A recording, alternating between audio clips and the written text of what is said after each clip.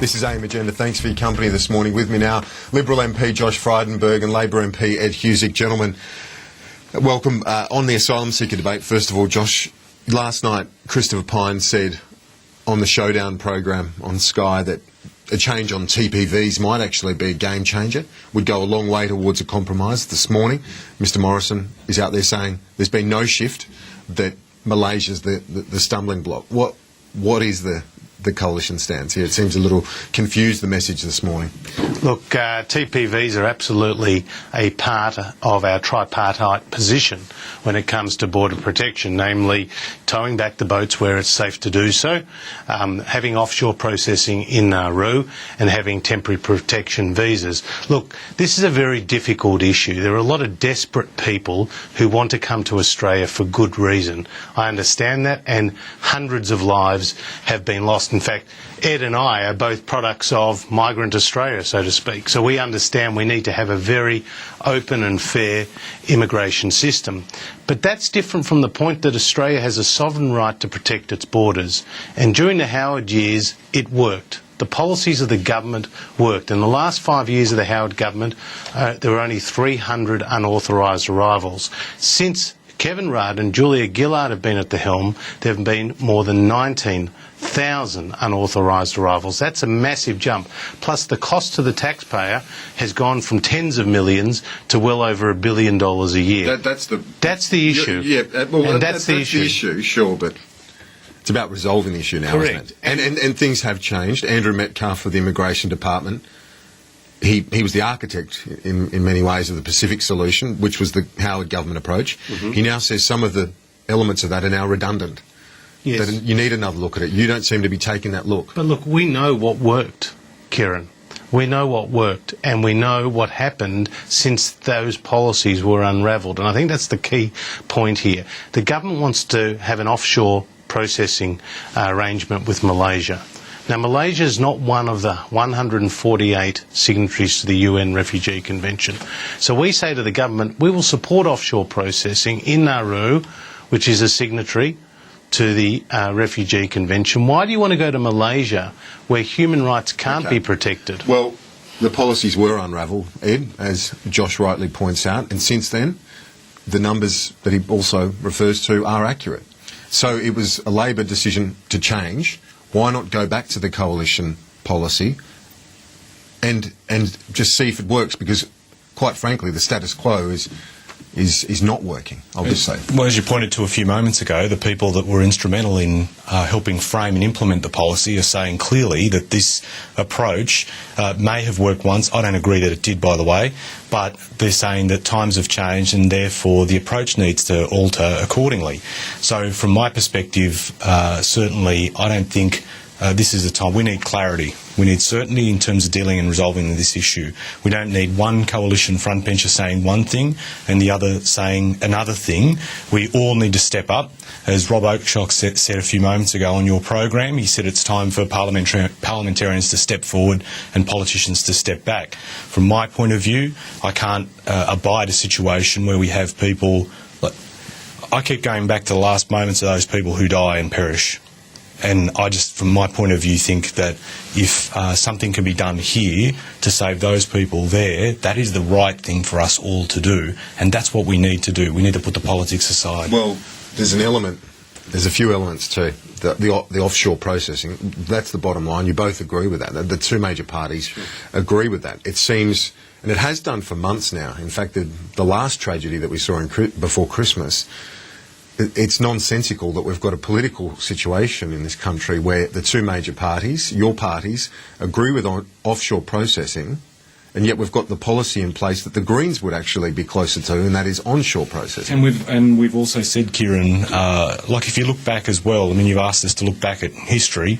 When John Howard approached Kim Beazley and said, this is what our government wishes to see happen, despite our reservations, we made it happen, recognising that the government of the day made the call on these issues, and that was why Nauru was able to proceed. We have said simply that the government of the day should have the ability to enact offshore processing, and both sides of politics should respect that. That's all we seek. And so I certainly think, as I've said before, I'm not going to come on this program and be full of vitriol, and I'm not, for whoever's around the table on this, from my point of view, let's just get this sorted, because as parliamentarians we have a responsibility to secure the safety of people, people that are here, people that are coming here. Okay, well, what about some of the nature of the debate? Because not everyone has been as civil as you two have this morning on this issue. We've heard comments. In fact, I'll play one of them for you and get your reaction to it. This was Mark Dreyfus yesterday on the doors of Parliament House. It's disgraceful the way in which he's approaching this. He said this morning, what is there to negotiate? And that tells you all you need to hear about Tony Abbott's attitude to this. You're left thinking that he sees political advantage in people dying. That's the real disgrace of this. This morning, Don Randall, one of your Liberal colleagues, has apparently returned serve at Mark Dreyfus. What do you think of the spray and the counter-attack that we're seeing here? Look, I think Mark Dreyfus's comments are unfortunate, and I think we need to, as Ed says, we need to take the heat out of this debate. I don't think we should personalise it. It's about getting the policy settings right. It's about delivering for the Australian people what they want, effective border protection, but also a fair and humane policy. That's what they expect of us. And we're saying that Malaysia is not that. So you can talk as much as you like, Kieran, but Malaysia, which is a policy capped at only 800 people, will be game played by the people smugglers, and the deterrent will not be there. Whereas we know what did work. So we're saying on our side, we want to get an effective policy. I'd much rather be talking about tax reform with you, infrastructure development, how to put more money in health and education. I don't like this debate. I don't think it's healthy. I don't like parliamentarians going at each other on such issues, which, as Ed has said, has led to the hundreds and hundreds of deaths. But we have to get the policy settings right, and we think that John Howard did get those policy settings right, despite what Ed said. The numbers tell that story, and we'd like to go back to it. But on the issue, if you look at recent history, I know there are reservations in terms of the Malaysia agreement, because I've had people close to me who have very different views from my perspective on Malaysia. Certainly, as I've said many times before, and we've discussed this previously, my perspective on this has been conditioned entirely by being involved in that joint committee on Christmas Island and standing out there and seeing in the eyes of people who appeared before the committee who were still suffering the trauma. Now, when we announced Malaysia, you looked at basically there was a drying up, the evaporation of numbers, as people basically were saying to people smugglers, we want our money back and we don't want to go there. In the aftermath of the impasse, you've seen numbers increase. And I think the other point I'd want to make, Kieran, quickly to the Greens is, the Greens have massive reservations about offshore processing. But in effect, we've had no offshore processing, and what they've wanted to see, which is just people get on boats. There is an unintended terrible consequence of that. When they get on the boats and they overload those boats, and those boats aren't there, they're not giving free berth to people, and they're overloaded, and they don't have enough safety or life jackets. Absolutely. This is putting people's lives at risk, and we wouldn't tolerate it on Australian shores, so why do we turn a blind eye to it if it's on the seas coming over here? All right, well, let's hope that there is some progress before you two and the rest of the Parliament breaks for meeting happening now for with Tony winter. Windsor and all the... There is that meeting happening as we speak, yes, of the crossbench. Let's hope the leadership can have a similar sort of conciliatory discussion at some stage on this and soon. Now, let's look at the Slipper matter yesterday. It featured in the court but also in the Parliament. Documents to the federal court suggesting or alleging that extracts of Mr Slipper's diary had been offered to journalists but also to LNP figures, and that this was part of a vexatious conspiracy to bring him down. What did you make of the allegations by the Slipper legal team yesterday? Well, look, the issue was sexual harassment made against a staffer. That's the issue at play here. But in terms of who said what and to whom, I'm not going to get into that, because this matter is before the courts. And to quote Julia Gillard, our Prime Minister, she said she's not going to be judge and jury when it came to the Thompson matter because it was going before the court.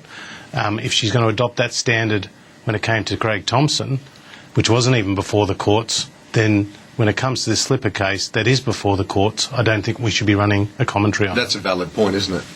That people should be allowing the courts to handle these matters, and that's something that the government had also said in relation to the slipper matter. Absolutely, and I agree entirely. But what I don't want to see is a convenient shifting of goalposts here. I mean, this is effectively the argument we raised for the last 12 months in relation to Craig Thompson, in relation to the investigations that were taking place, and yesterday, because it didn't suit the opposition, where Anthony Albanese was making a point about and calling on journalists to make a decision about whether or not they report the events or participate in them, we then had this. Now, be consistent. That's what people want.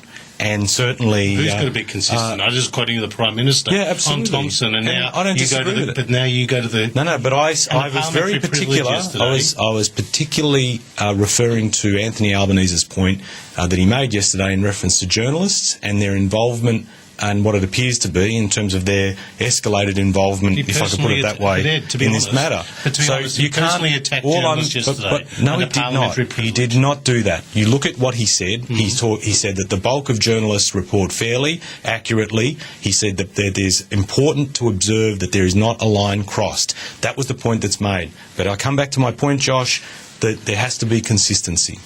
All right, let's look at one last issue. We've only got 2 minutes left, but flyers apparently on the carbon tax matter going out to butchers and various other small businesses. David Bradbury yesterday said that Tony Abbott's putting these small businesses in the firing line for potential fines from the ACCC.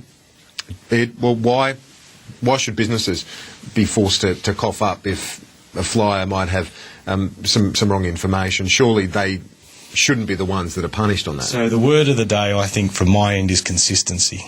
And the reason I say that is because when you look at what the coalition did when in government through the transition to the new tax system, they did exactly the same thing. That is, they said to businesses, as we implement the GST, the coalition, we will not tolerate people putting prices above what the pass-through effect is, and that if they use this as an opportunity to just, score a bump up to their profit, that's not tolerated. We're doing exactly the same thing to make sure that the public can have the confidence that the pass-through is absolutely accurate.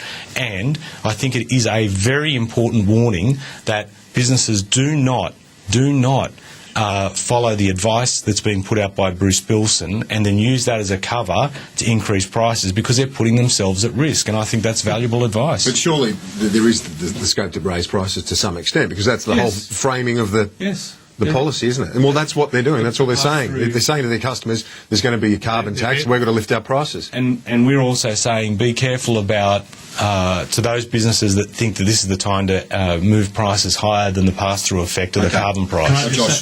Well, Kieran, the government's been caught out badly on this, because Commander Bradbury and Julia Gillard and Wayne Swan go out and say, well, the ACCC will be investigating, there could be up to $1 million in fines for these small businesses. The ACCC's put out a statement. It said that the facts in those flyers were absolutely accurate. We used Treasury's own numbers. So you've been caught out. And the government goes and spends $70 million of taxpayers' money on advertising, and suddenly when small businesses want to do a bit of their own advertising, they don't like it. That's hypocrisy. That's my message for the day.